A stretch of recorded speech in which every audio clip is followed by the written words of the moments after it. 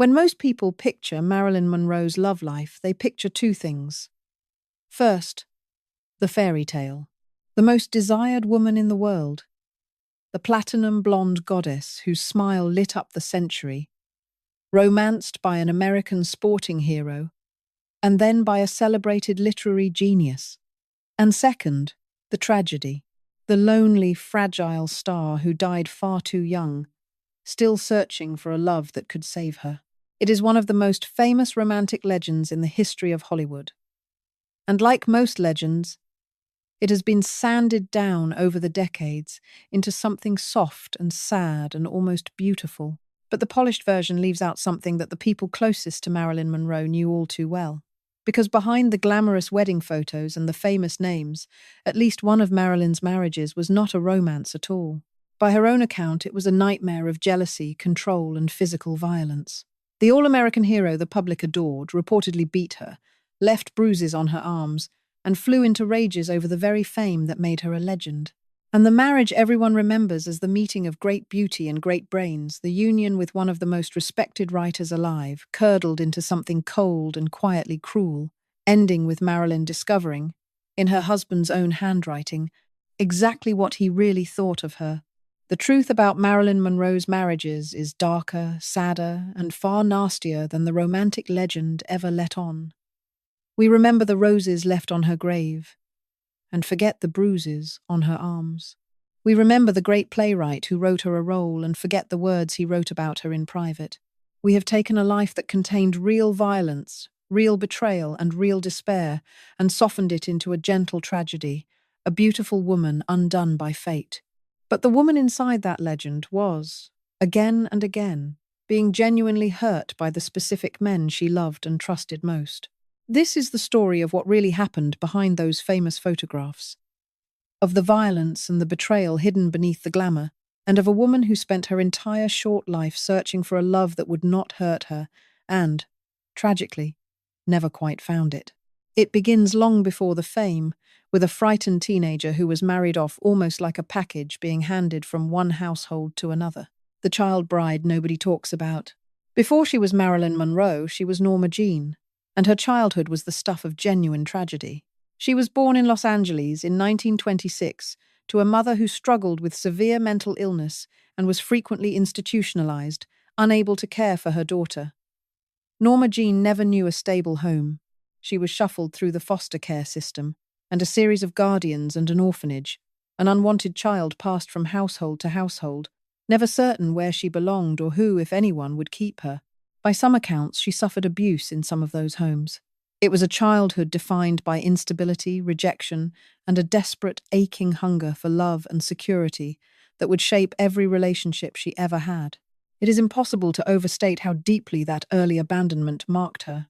A child who learns, before she is even old enough to understand it, that the adults responsible for her can vanish at any moment, that homes are temporary, and love is conditional, grows up with a wound that no amount of later success can fully close. Norma Jean spent her earliest years essentially auditioning for affection, trying to be good enough, sweet enough, useful enough to be allowed to stay somewhere. And when that kind of insecurity is stamped into a person that early, it tends to follow them for life, driving them toward anyone who offers the promise of the safety they never had, and leaving them terrified, always, that it will be taken away again. That frightened little girl never entirely disappeared, no matter how bright the star she became. And it is against that backdrop that her first marriage must be understood, because it was less a romance than a solution to a problem. When Norma Jean was a teenager, the guardian she was living with prepared to move away, which threatened to send the girl back into the foster system or an orphanage once again. The way out that the adults around her settled on was marriage. And so, at just 16 years old, Norma Jean was married to a neighbour's son, a young man named James Dougherty, who was about 21 at the time. Sit with that for a moment. This was not a great love affair. This was a 16-year-old girl being married off, at least in part, to keep her from going back into the foster care system, essentially handed from her guardians into the care of a husband because there was nowhere else for her to go. Whatever affection existed between them, the arrangement had the flavour of a practical transaction. a solution to the problem of what to do with an unwanted girl who was aging out of other people's charity. It is one of the least romantic beginnings imaginable for the woman who would become the most romanticized figure of her age. By most accounts, Dorothy himself was not a cruel man, and the marriage was not abusive in the way her later ones would be. He was, by the standards of the time, a reasonably decent young husband. And in later years he spoke fondly of their time together, remembering the young Norma Jean with genuine affection. But the marriage was fundamentally hollow, built on necessity rather than love, and it could not survive Norma Jean's growing sense that there was a whole other life waiting for her. She was still practically a child when she married, a girl who had not yet had the chance to discover who she was or what she wanted. And as she grew up inside that marriage, she began to feel its walls closing in. When Dorothy went off to serve in the Merchant Marine during the Second World War, Norma Jean took a job in a factory, and it was there that a photographer spotted her and encouraged her to try modeling. That modeling work put her on the path to Hollywood, and everything began to change. The girl who had been married off as a teenager was becoming someone new, someone with ambitions and a future entirely her own, someone the camera loved. Her husband reportedly wanted the traditional life, a wife at home and children soon to follow. But Norma Jean had glimpsed a different destiny, and there was no going back. The marriage ended in divorce in 1946, when she was just 20. Norma Jean was about to become Marilyn Monroe. But here is the thing to hold on to as we move forward. Marilyn entered adulthood, have you? Already learned a devastating lesson that she was something to be used, passed around, and married off for other people's convenience. That wound never fully healed. And it helps explain why, again and again, she would reach so desperately for love, and why she would so often reach for exactly the wrong kind. The next time she married, it would be for love, real love, to one of the most famous men in America, and it would turn out to be the most frightening chapter of her life, the American hero who hurt her. By 1952, Norma Jean was gone, and Marilyn Monroe had arrived. She was becoming a genuine star, lighting up the screen in a string of hits like Niagara and Gentlemen Prefer Blondes, her face and figure known around the world. And that year she met a man who was, in his own field, every bit as legendary as she was becoming.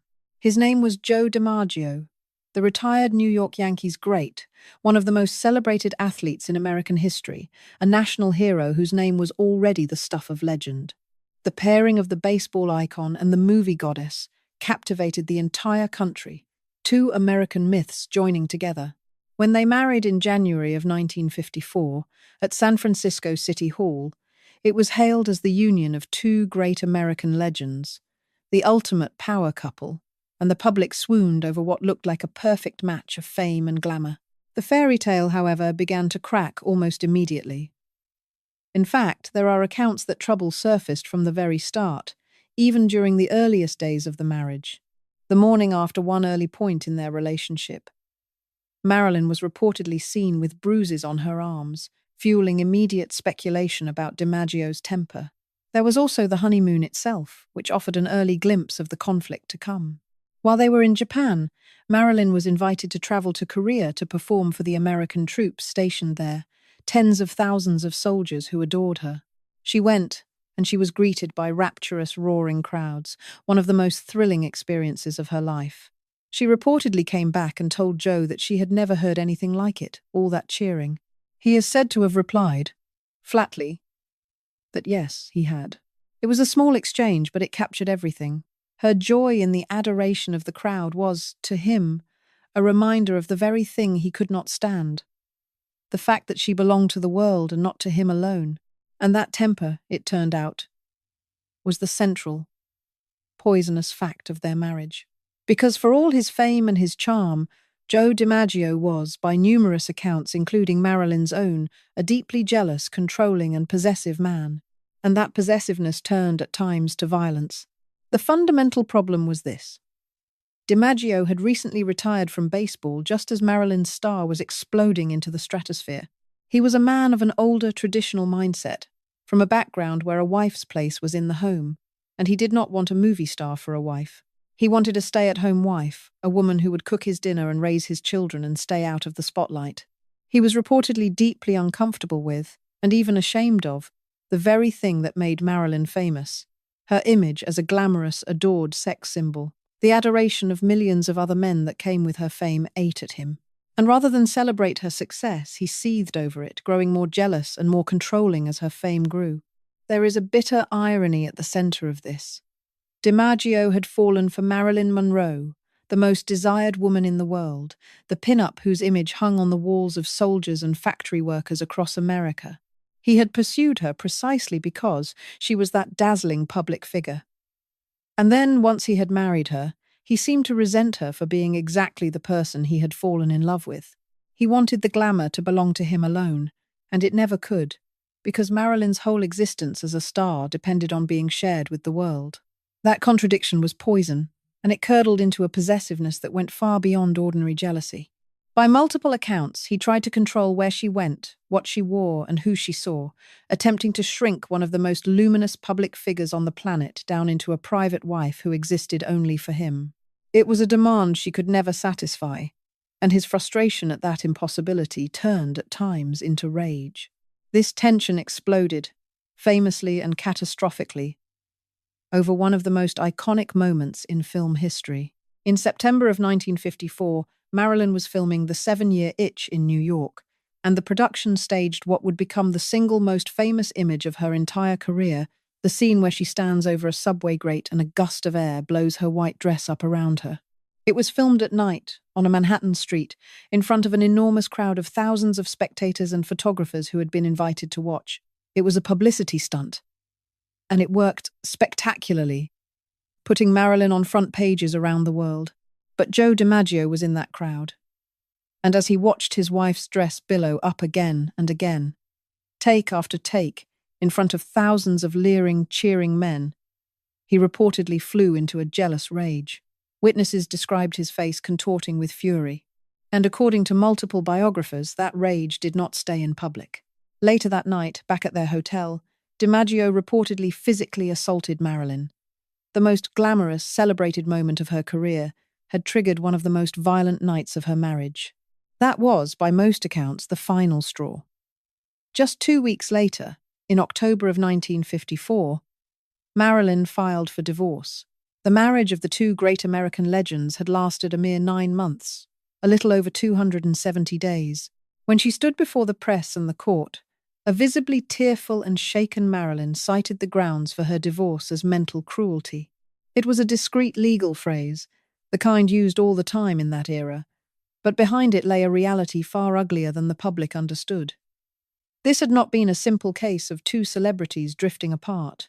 This had been, by Marilyn's own descriptions in later years, a marriage marked by jealousy, control, and physical abuse. She would go on to describe Joe DiMaggio, the beloved national hero, as a man who had been jealous, controlling, and violent with her.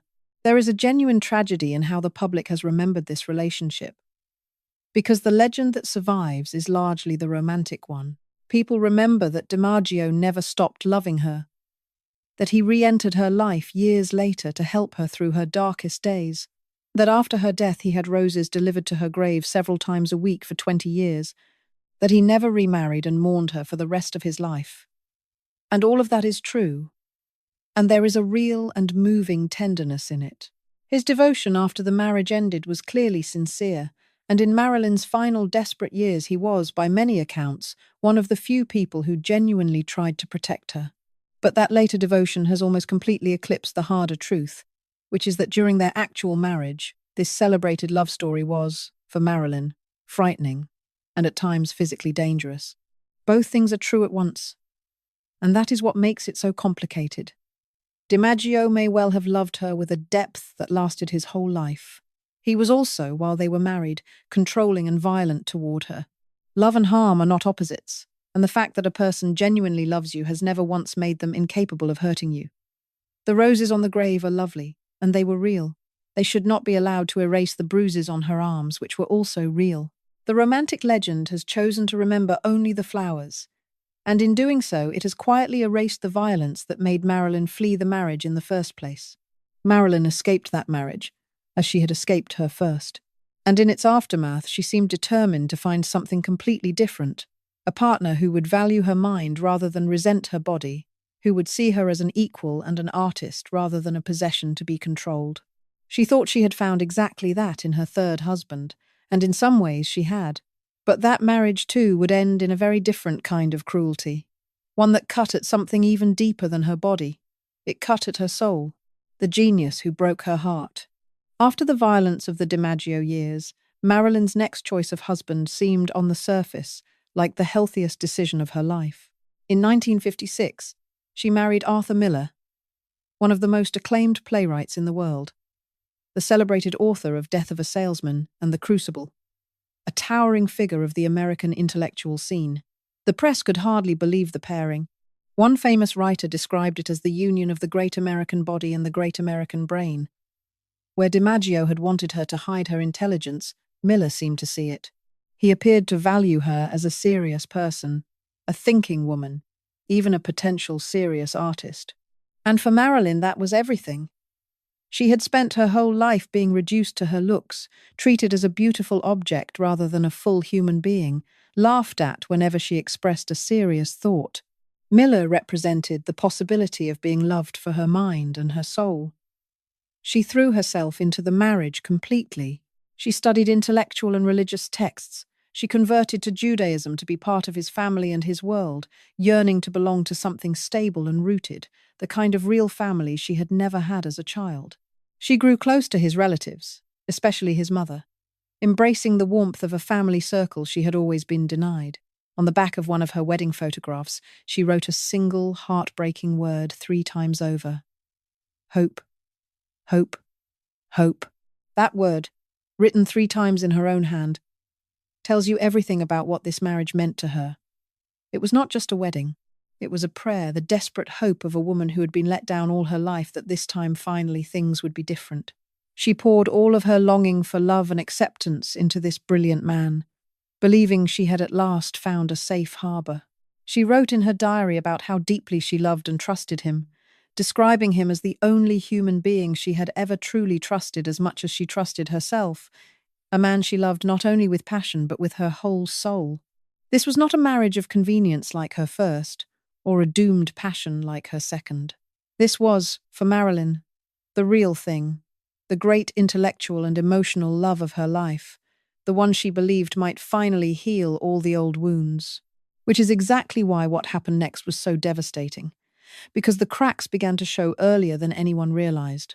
According to several accounts, while the couple were on their honeymoon in London, Marilyn came across some private notes that Miller had written, notes that expressed doubts about their marriage and about her. It was an early, wounding glimpse behind the curtain of the man she had idolized, and by some accounts she never fully recovered from it.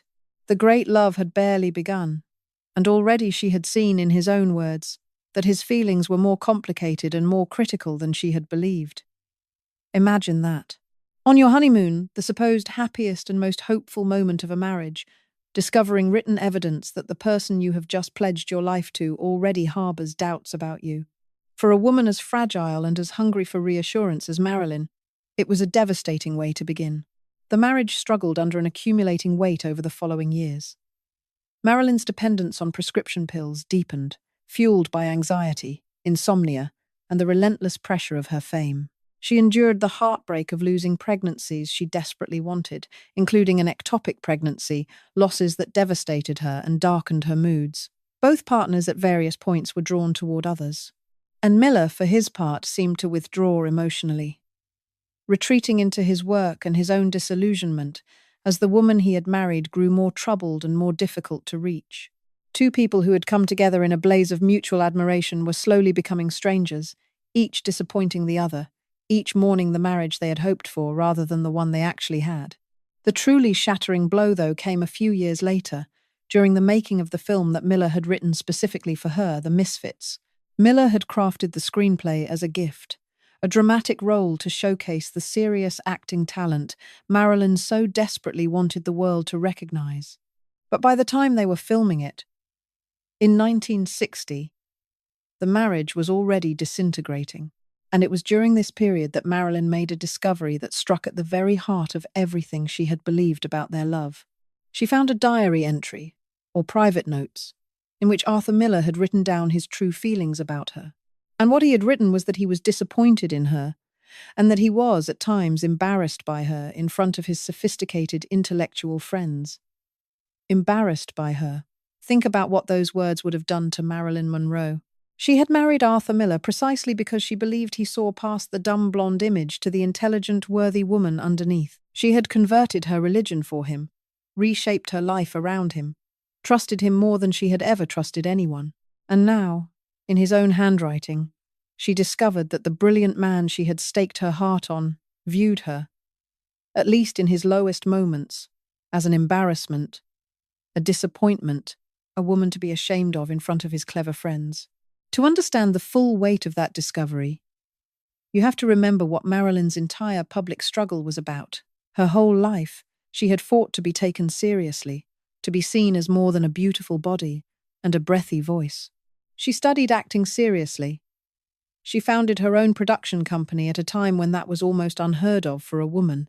She read voraciously and surrounded herself with books, aching to be regarded as a person of substance. And the single greatest validation of that dream had been the love of Arthur Miller, the great American brain, the man whose respect seemed to prove she was worthy of being taken seriously. So to find, in his private writing, that even he was embarrassed by her, was not just a marital wound, it was the collapse of the entire identity she had been fighting to build.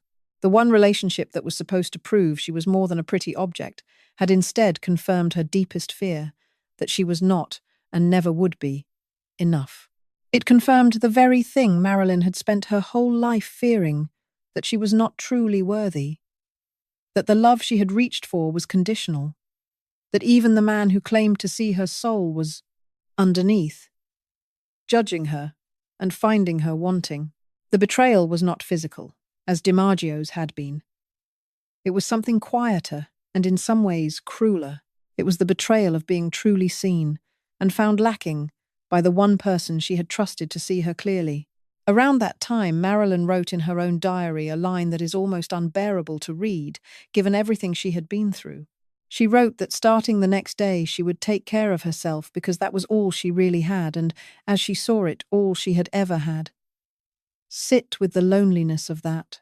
Here was a woman, adored by the entire world, married to a celebrated genius, and she had arrived at the crushing conclusion that in the end she was utterly alone, that she could rely on no one but herself, and that perhaps she never really had been able to. All the fame, all the love the public poured on her, and privately she felt she had no one. The marriage limped to its end during the filming of The Misfits, with the couple reportedly barely speaking to one another on set. Two people who had once been passionately in love now moving through their days in cold silence. They divorced in January of 1961, just a week before the film they had made together premiered. Miller would go on to remarry, and a few years later, to write a play widely believed to be based on Marilyn, portraying a self-destructive character clearly modelled on his former wife, which many felt was its own final act of unkindness. When Marilyn died the following year, Arthur Miller did not attend her funeral. The pattern beneath the glamour. Step back now and look at the whole picture. Not the glossy legend, but the real one. And a heartbreaking pattern comes into focus. 3 marriages, a teenage union born of necessity, in which she was essentially married off to avoid the orphanage. A passionate marriage to a national hero that turned jealous, controlling, and violent. And a marriage to a celebrated genius that ended with her discovering, in his own words, that he was ashamed of her. Not one of them gave her the thing she was so desperately searching for, which was simply to be loved, safely and completely, for exactly who she was. And underneath all 3 ran the same current, the same unhealed wound from that instability-ridden childhood. Marilyn Monroe spent her entire life reaching for the security and unconditional love she had been denied as an unwanted, shuffled-around little girl. She reached for it in each of her husbands, and each time, in a different way, it slipped through her fingers. The first marriage was never really love at all. The second brought violence. The third brought a betrayal of the soul. It is a devastating progression, and it makes a mockery of the notion that fame and beauty are any protection against loneliness and pain. Marilyn had more of both fame and beauty than almost anyone who has ever lived. and it protected her from none of it. There is a psychological truth in this that reaches far beyond Marilyn, and it is worth naming plainly. People often, without realizing it, are drawn back again and again to the emotional situation that hurt them first, unconsciously trying to master it, to finally win the love that was withheld from them in the beginning. A person starved of safety and constancy as a child can spend an entire lifetime chasing exactly the sort of unreliable or overpowering figures who cannot provide it, mistaking intensity for love and control for devotion, because that painful mixture is what feels familiar. Marilyn was reaching over and over for the parent she never had, the stable and unconditional love that had been missing from the very start. And the tragedy is that the reaching itself kept leading her toward people and situations that reopened the original wound rather than healing it. It was not weakness. It was the deep, human logic of a heart trying to fix something that was broken long before any of these men ever appeared. It is worth being honest about the fuller context too, because Marilyn's own struggles were part of these marriages. She was not simply a passive victim in every situation. She battled serious mental health challenges throughout her life, wrestling with depression and profound anxiety, wounds that reached all the way back to her chaotic childhood and her mother's illness. She struggled painfully with an addiction to prescription pills that worsened over the years and put enormous strain on those around her. She could be, especially in her later years, difficult to work with and difficult to live with. Chronically late, sometimes unable to function, lost in her own fears. She suffered devastating losses, including more than one lost pregnancy, that broke her heart and deepened her despair. These marriages were made up of real, flawed human beings on both sides, and the men were not the sole authors of every difficulty. But none of that changes the core truth of the story, which is that a woman who had already been so badly hurt by life kept placing her fragile hopes in relationships that wounded her further. It is also worth noticing what the romantic legend does with all of this, because it tends to file the sharpest edges off. We remember DiMaggio's roses far more readily than his rages. We remember Miller writing a great role for his beautiful wife far more readily than the words he wrote privately about being embarrassed by her. The culture has always preferred Marilyn as a soft, tragic, romantic figure, a beautiful victim of fate, rather than reckoning with the harder reality that she was a real woman who endured real cruelty at the hands of the specific men she loved, and who was often let down most by the people she trusted most. Marilyn Monroe died on the 5th of August 1962 at just 36 years old of a barbiturate overdose, a little over a year after her final divorce. Her death, still debated and mythologized to this day, cut short a life that had known dazzling triumph and unbearable private pain in almost equal measure. And when you understand the truth about her marriages, her death reads not as the random tragedy of the legend, but as the final chapter of a life that had been marked, from its very beginning, by a search for love that kept ending in heartbreak. So the next time you see one of those famous images, Marilyn radiant in a wedding photo beside her handsome baseball hero, or gazing adoringly at her brilliant playwright husband, remember that the picture is only half the story. The other half is nastier, sadder, and far more human. It is the story of a woman who was married off as a frightened child, who was beaten by a national hero, and who was quietly broken by a genius she had trusted with her whole soul. She spent her short life searching, through 3 marriages, for something she had been denied from the very start, a love that would simply, finally, not hurt her. That she kept reaching for it, kept hoping, writing that word 3 times on the back of a wedding photo. Hope, hope, hope, may be the most heartbreaking thing about her. Behind the most famous smile in the world was a woman who, by her own quiet admission, felt she had only ever really had herself. If you are moved by Marilyn's story, know that the pain behind a glamorous surface is often invisible, and that the people who seem to have everything can be struggling most of all. If you enjoyed this video, please like and subscribe to our channel so you never miss out on more fascinating stories.